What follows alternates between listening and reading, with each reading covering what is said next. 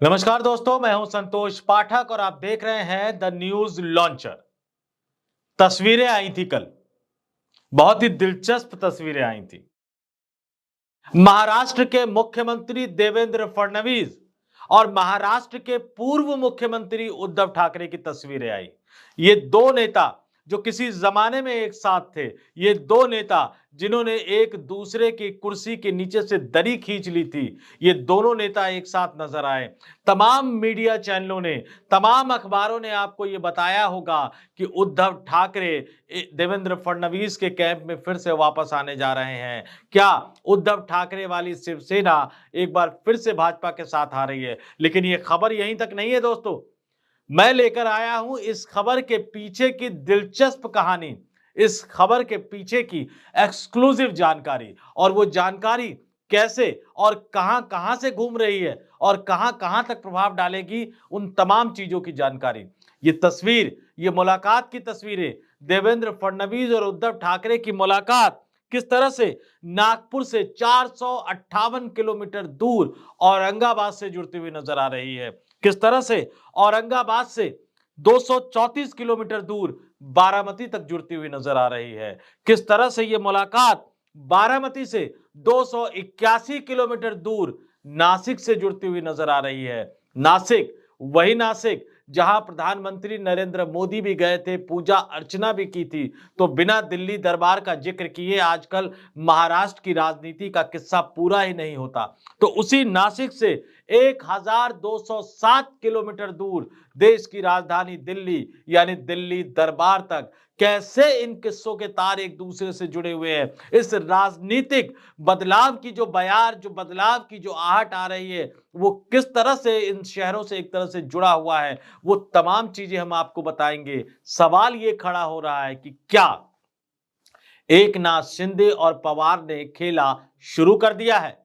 क्या मजबूरी में देवेंद्र फडणवीस की सरकार में उप मुख्यमंत्री का पद संभालने वाले, मुख्यमंत्री रहने के बाद रिमोट होकर उप मुख्यमंत्री बनने वाले एकनाथ शिंदे मुख्यमंत्री की उस कुर्सी को भूल नहीं पा रहे हैं? क्या एकनाथ शिंदे देवेंद्र फडणवीस को सबक सिखाना चाहते हैं? क्या पवार शिंदे के साथ है? पवार मतलब सीनियर पवार, मतलब शरद पवार, क्या वो एकनाथ शिंदे के साथ है? और सबसे दिलचस्प बात निकलकर सामने आ रही है कि क्या इन दोनों व्यक्तियों के साथ, इन दोनों नेताओं के साथ देवेंद्र फडणवीस का कट्टर विरोधी मनोज जरांगे पाटिल भी खड़ा हुआ नजर आ रहा है?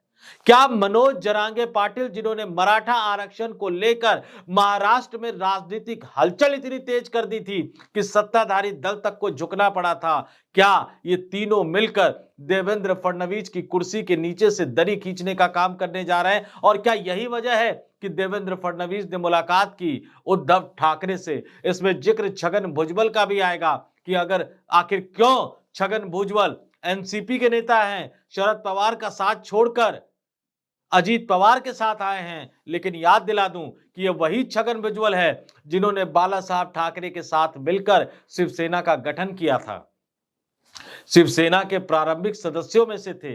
शिवसेना को छोड़कर शरद पवार के साथ आए, शरद पवार को छोड़कर अजीत पवार के साथ गए। आज इनका दर्द छलक रहा है, कह रहे हैं मैं कोई खिलौना थोड़ी हूं।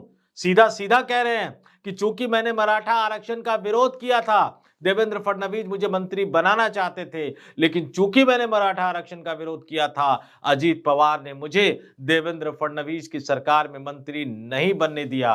वो विकल्प की बात कर रहे हैं, वो विकल्प तलाशने की बात कर रहे हैं। तो क्या एक नया समीकरण महाराष्ट्र की राजनीति में बनता हुआ नजर आ रहा है? और क्या इसकी शुरुआत भारतीय जनता पार्टी की उस चाहत से हुई है कि अपने दम पर बहुमत का आंकड़ा जुटा लिया जाए, ताकि न अजीत पवार की जरूरत पड़े, न एकनाथ शिंदे की जरूरत पड़े, न उप मुख्यमंत्री बनाने का झंझट झेलना पड़े, न महत्वपूर्ण मंत्रालय सहयोगी दलों को देना पड़े, महाराष्ट्र में सिर्फ और सिर्फ भाजपा की इकलौती सरकार हो और बाकी सब विपक्ष में हो, इतने खंड खंड वोटों का बंटवारा हो जाए कि भाजपा को दोबारा से चुनाव जीतने में कोई परेशानी ना हो? और ये सारे तार एक दूसरे से कैसे जुड़ते हुए नजर आ रहे हैं, वो हम आपको बताएंगे।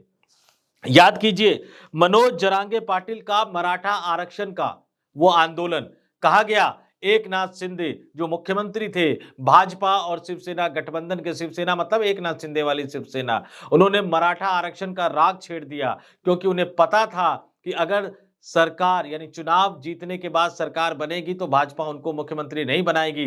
देवेंद्र फडणवीस सबसे बड़े दावेदार होंगे। चुनाव से पहले ही उन्होंने देवेंद्र फडणवीस को निपटाने का दांव चल दिया था। मराठा आरक्षण को लेकर मनोज जरांगे पाटिल अनिश्चितकालीन अनशन पर, भूख हड़ताल पर बैठ गए थे। किसी तरह से टूटा, श्रेय लिया एकनाथ शिंदे ने, लेकिन चुनाव के बाद आखिरकार भाजपा ने उनके साथ खेला कर ही दिया।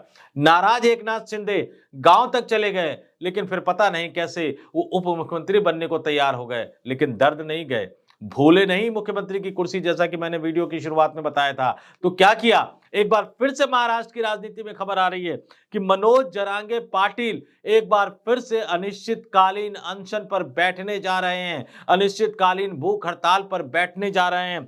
डेट भी फिक्स हो गई है, गणतंत्र दिवस से एक दिन पहले, यानी जब पूरा देश 26 जनवरी को गणतंत्र दिवस मनाने की तैयारी कर रहा होगा, उससे एक दिन पहले यानी 25 जनवरी को मनोज जरांगे पाटिल अनिश्चितकालीन भूख हड़ताल पर, अनशन पर बैठ जाएंगे। बड़ी भावुक अपील उन्होंने की है मराठियों से, मराठा लोगों से कि अपने अपने गांव में बैठ जाओ, इस बार हमें लंबी लड़ाई लड़नी है। सरकार जीत गए हैं, वो अब सुनेंगे नहीं, कुर्सी उनको मिल गई है। इशारा सीधे सीधे देवेंद्र फडणवीस की तरफ है और देवेंद्र फडणवीस के खिलाफ कई बार मनोज जरांगे पाटिल बयान देते रहे हैं। तो क्या मनोज जरांगे पाटिल एक बार फिर से भूख हड़ताल के मैदान में उतरने जा रहे हैं और इस बार बहुत ही भावुक अपील करने के साथ उतरने जा रहे हैं? क्या इसके पीछे एकनाथ शिंदे का खेल है?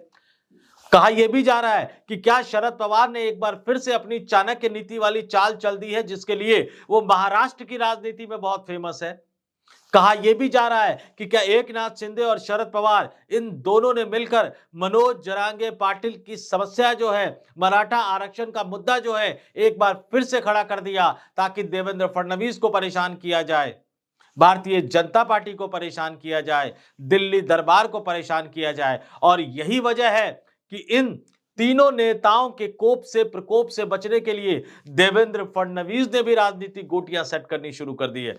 इतना आसान नहीं है उस तस्वीर का मतलब समझना जिस तस्वीर में देवेंद्र फडणवीस और उद्धव ठाकरे मिलते हुए नजर आ रहे हैं। कहा यह जा रहा है कि देवेंद्र फडणवीस भी समझ गए थे कि एकनाथ शिंदे उनकी सरकार के साथ खेला करने की तैयारी कर रहे हैं। उन्होंने छगन भुजबल को खड़ा कर दिया, बता दिया कि देखो मैं तो तुम्हें मंत्री बनाने को तैयार था, लेकिन तुम्हारी अपनी पार्टी के मुखिया अजीत पवार तैयार नहीं थे। क्यों तैयार नहीं थे? बता दिया गया कि मराठा आरक्षण के खिलाफ बिगुल बजाया था, इसलिए वो तैयार नहीं थे। उद्धव ठाकरे को भी एक संदेश दे दिया गया कि ठीक है, जो पीछे हुआ वो हुआ, अब आइए मिलकर एक नई शुरुआत करते हैं। उद्धव ठाकरे के बयान पर गौर कीजिए। उन्होंने कहा कि वीर सावरकर को भारत रत्न मिलना चाहिए। उन्होंने कहा कि वीर सावरकर के बारे में कांग्रेस नेताओं को अपशब्द नहीं बोलने चाहिए। साथ ही उन्होंने भाजपा को भी नसीहत दी कि जवाहरलाल नेहरू के बारे में अपशब्द नहीं बोलने चाहिए। लेकिन उनकी अगली लाइन जो है वो भविष्य की राजनीति का संकेत दे रही है कि हमें बीती बातों को भुलाकर भविष्य की बात करनी चाहिए। तो क्या उद्धव ठाकरे अब भाजपा के साथ, देवेंद्र फडणवीस के साथ, नरेंद्र मोदी, अमित शाह के साथ अपने कड़वे अनुभव को भुलाकर फिर से आने को तैयार है? और अगर वो फिर से आने को तैयार हैं तो निश्चित तौर पर ये सिर्फ और सिर्फ एकनाथ शिंदे की कीमत पर ही होगा।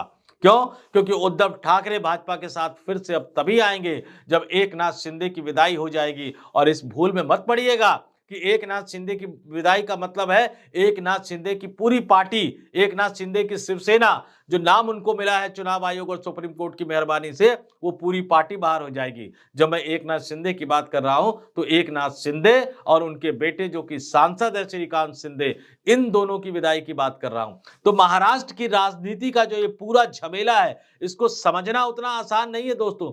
महाराष्ट्र की राजनीति ने, महाराष्ट्र की धरती ने इस देश में कई सामाजिक आंदोलनों को जन्म दिया है। महाराष्ट्र की धरती ने इस देश में कई राजनीतिक आंदोलनों को जन्म दिया है और एक बार फिर से नए समीकरण बनते हुए नजर आ रहे हैं, नए समीकरण बिगड़ते हुए नजर आ रहे हैं। देवेंद्र फडणवीस अपनी चाल चलते हुए नजर आ रहे हैं, एकनाथ शिंदे, शरद पवार और मनोज जरांगे पाटिल अपनी चाल चल चुके हैं और अब देवेंद्र फडणवीस छगन भुजबल के जरिए एक चाल चलना चाहते हैं। एक तरफ मनोज जरांगे पाटिल बैठेंगे मराठा आरक्षण की मांग को लेकर और दूसरी तरफ अजीत पवार के रवैये से नाराज छगन भुजबल देवेंद्र फडणवीस का एक तरह से साथ देते हुए, समर्थन देते हुए मराठा आरक्षण आंदोलन के खिलाफ अपना अभियान चलाएंगे और फिर महाराष्ट्र की राजनीति एक बहुत ही दिलचस्प मोड़ पर पहुंच जाएगी दोस्तों। कौन किसके साथ है, कौन किसके खिलाफ है, कौन किसको फायदा पहुंचा रहा है, कौन किसको फायदा पहुंचा सकता है और भविष्य में कौन किसके साथ खड़ा होगा, ये तमाम सवाल एक दूसरे के साथ उलझते हुए नजर आएंगे और इस उलझती हुई राजनीति की गुत्थी सुलझने की संभावना बहुत कम है। तो इस वीडियो में फिलहाल इतना ही। मुझे यानी संतोष पाठक को दीजिए इजाजत। देखते रहिए द न्यूज लॉन्चर। नमस्कार।